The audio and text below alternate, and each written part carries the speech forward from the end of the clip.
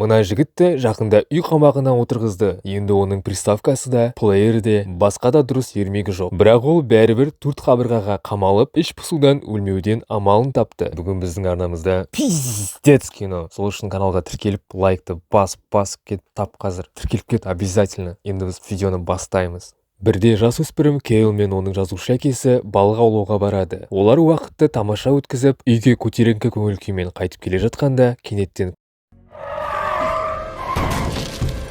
Кейл мен әкесі тірі қалады. Бірақ олар көліктен шығып үлгермейді. Көлікке ессіз жылдамдықпен келе жатқан пикап соғылады. Жігіт өз орнынан әрең шығып, сыртқа шыққанда әкесінің екінші соққыдан аман қалмағанын түсінеді. Бір жыл өтеді. Испан тілі сабағында Кейл ұйықтап отырғанын тіпті жасырмайды. Мұғалім одан жазғы жоспарлары туралы сұрағанда, ол екі сөздің басын құрай алмайды. Сонда мұғалім оған «Әкең не айтар еді?» деген жағымсыз сұрақ қояды. Что бы сказал твой отец?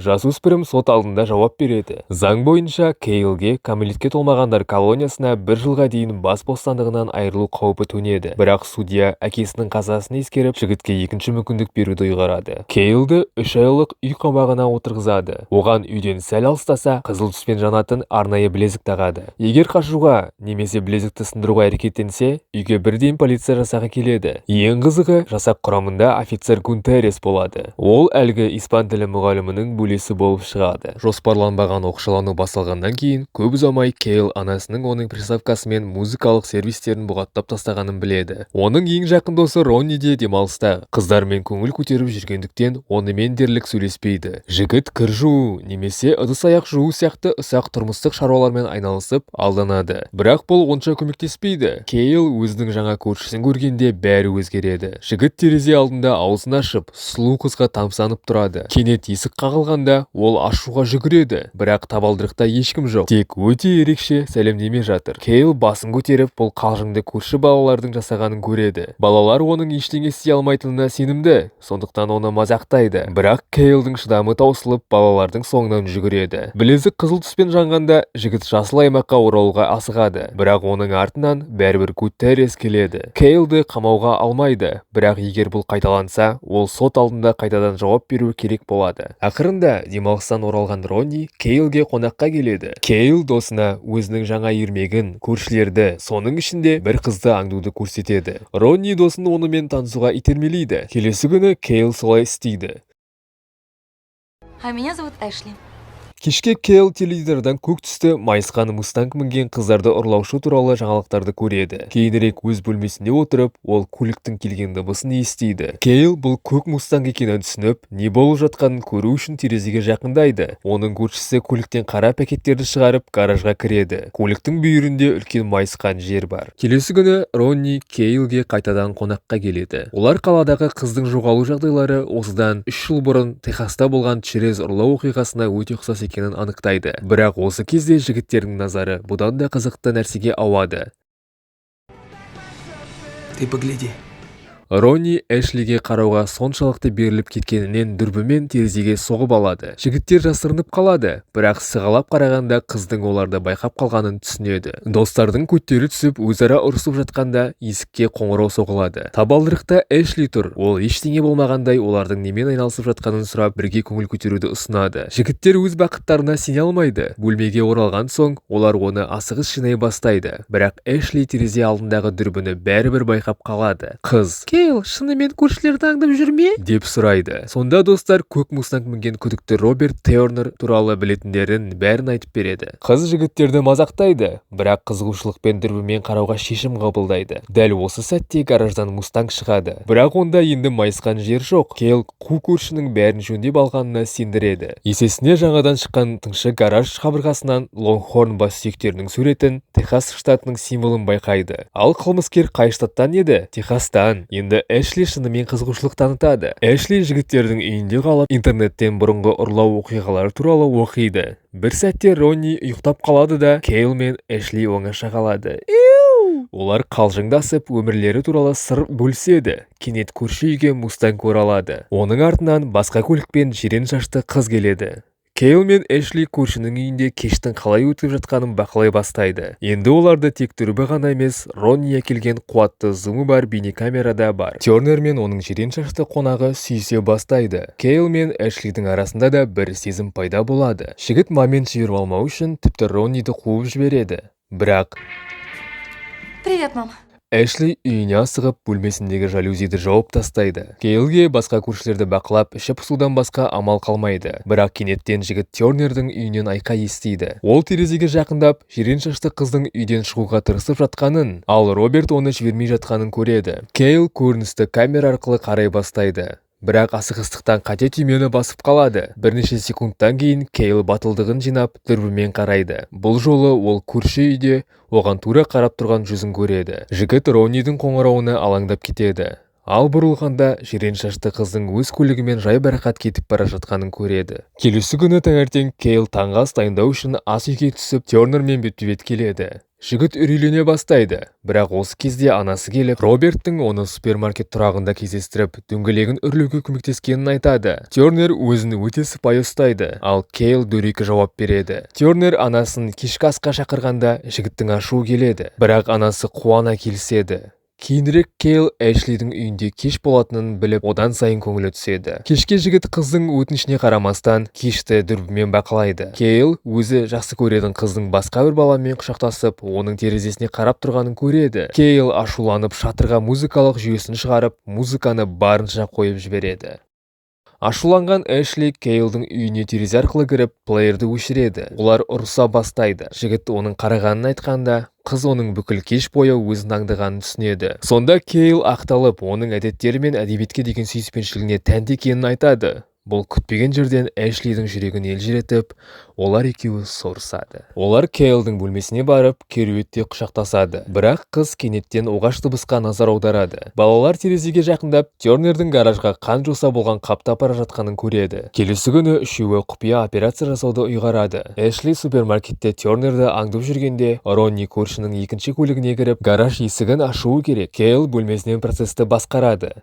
Бәрі жоспар бойынша келе жатқандай еді, бірақ бір сәтте Тернер таңдаған күрегін сауда залына тастап, көзден таса болады. Эшли телефонын түсіріп алып, қоңырау үзіледі. Ол тұрақтан Кейлге қайта хабарласып, не болғанын айтады. Ронни Кейлге көршінің гаражының кодын тез айтып үлгереді, өйткені олар оны ашуға үлгермейтін еді. Осы уақытта Тернердің өзі Эшлидің көлігіне отырып, оны аңдуды қоюын сұрайды. Ер адам үшеуінің де істерін білетінін аңғарып, оңаша болғанды ұнататынын айтады. Ақыры Эшли Кейлдің үйіне оралып, болған жайтты айтып береді. Жігіт бірден полицияға хабарласуды ұсынады, бірақ қыз қарсы болады. Ол Тернердің ештеңе істемегенін, керісінше өздерінің оның жеке өміріне қол сұққандарын айтады. Бәрі тым алысқа кетті. Кешке Кейл тергеуді жалғыз жалғастырады. Ол бейнекамераны жөндеп, кескінді нақты уақыт режимінде телевизорға шығаратын құрылғы жасайды. Есік қоңырауы соғылады. Бұл Ронни.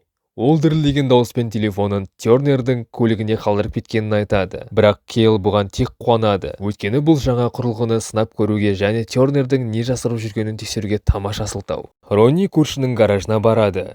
Онда жігіт телефонды тез тауып алады. Содан кейін жұмбақ қаптарды не жатқанын көрмек болады. Бірақ ол пакетті аша бергенде камера құлап кетіп, гараж есігі жабыла бастайды. Кейл достың Тернердің үйінің бөлмелері арқылы қолдарын бұлғап қашып бара жатқанын көреді. Камерадағы сурет үзіліп, бір сәтте мүлдем тоқтап қалады. Білезікке қарамастан Кейл көршінің үйіне жүгіріп барып, есікті ашуға тырысады. Басты есік ашық болып шығады. Бірақ жігіт ішке кіріп үлгермейді. Оның артынан полиция келеді. Жігіт полицейлерге үй иесі оның досын ұрлап әкеткенін және оны өлтірмекші екенін айтып айқайлайды. Офицер Гутеррес күмәнданады. Бірақ соңында әріптесін үйді тексеруге сұрайды. Олар гаражға барып, қаптарда не жатқанын анықтайды. Полиция Кейлді үйіне келіп, анасына ертең жігіттің екінші рет ереже бұзғаны үшін сотқа келуі керек екенін, ал көршінің айып тағуға толық құқығы бар екенін айтады. Офицерлер кеткен соң, Кейлдің анасы оған айқайлай бастайды. Ұлының қарсылығына қарамастан, ол полицияға арыз түсірмеу үшін сұрау үшін Тернермен төлесуге шешім қабылдайды. Кейл тағы да көршінің үйін бақылай бастайды. Кенет оның телефонына теледидарына қара деген SMS келеді. Экранда өліп жатқан Роннидің бейнесі пайда болады. Бірақ көп ұзамай оның осы уақыт бойы полициядан қоймаға тығылып отырғаны және досын жай ғана алдағаны белгілі болады. Ронни әжетханаға кетіп бара жатып, досының Тернердің үйінде түсірген жазбасын қойып береді. Кейл көршінің терезесіне қарарын немесе экранға қарарын білмейді. Бірақ кадрдан оғаш желдеткіш торды байқағанда компьютерге отырады. Ол кескінді жақындатып, бас сүйекке ұқсайтын нәрсені көреді. Осы уақытта Тернер Кейлдің анасын шығарып салып жатыр. Дәл шығар ауызда оны есеңгіретіп тастайды. Ал Кейл дәлел тапқанын түсініп Ронниді шақырады. Бірақ ол жоғары көтеріліп үлгермейді. Тернер оның басынан ұрады. Бірнеше сәттен кейін маньяк жоғарғы қабатқа шығып Кейлді қуалай бастайды. Жігіт ер адамның соққыларынан ептілікпен жалтарып далаға қашып шығады. Бірақ бәрібір үлгермейді. Тернер Кейлді байлап, аузын желімдеп, қайтадан екінші қабатқа сүйреп апарады. Онда ол бейнекамерадағы кадрларды көріп, жігітке алдағы жоспарын айтады. Енді жігіт Эшлиге хат жазып, онда қызғанышпен ең жақын досын, ал анасы оны әкесінің өліміне үнемі айыптағандықтан өлтіргенін мойындайтын болады деп жаз деп айтады. Ер адам Кейлге қалам мен қағаз береді.